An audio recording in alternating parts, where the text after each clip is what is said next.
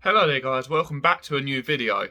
Now we are doing a bit of a split content video here. I'm filming the intro and the outro, Graham has filmed the rest of the video.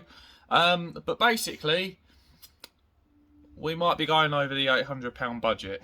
I'm not going to say anything else, but I'll play the video clips. I've just seen them myself.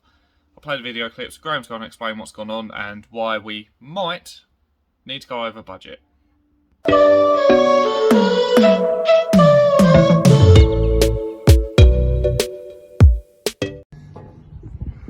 Well, Turdido's causing some problems.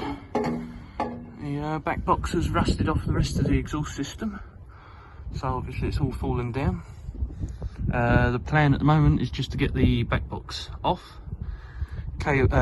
Jubilee clip the rest of the exhaust up so it's not rattling on the beam, and then get the exhaust sorted out at an exhaust shop because hard to find parts. So it's got to have a custom jobby. So there we have it, one exhaust, one rusty piece, and all is left.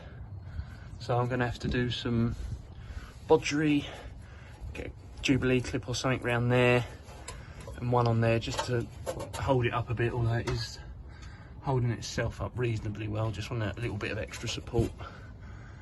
Get that on, and then that'll be a temporary fix on that till it gets proper system made up. So there we go, Jubilee clipped up onto the old mount just for now, just so that it's yeah, not hanging and hitting this rear beam here, but yeah, we'll get the rest of it sorted, and then we won't be able to film them making the exhaust, I don't think, unfortunately, but you'll get the end result. I mean, there was a video way back when we first got it with a little rev of its standard sound as such. So hopefully we'll be able to get this sorted. So, as promised, a little bit of a sound for you with no back box.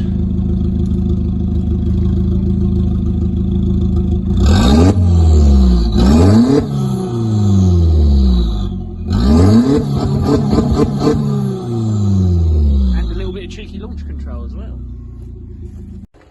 Right, so we've done the exhaust now. Front tyres are worn out a little bit, so we're going to swap to two of the ones that came off. So we're going drift spec, these on the front, with some Kumos PS 71s, which, because of the exhaust coming off, these are what we're probably going to end up having to put on again, ready for the Nürburgring.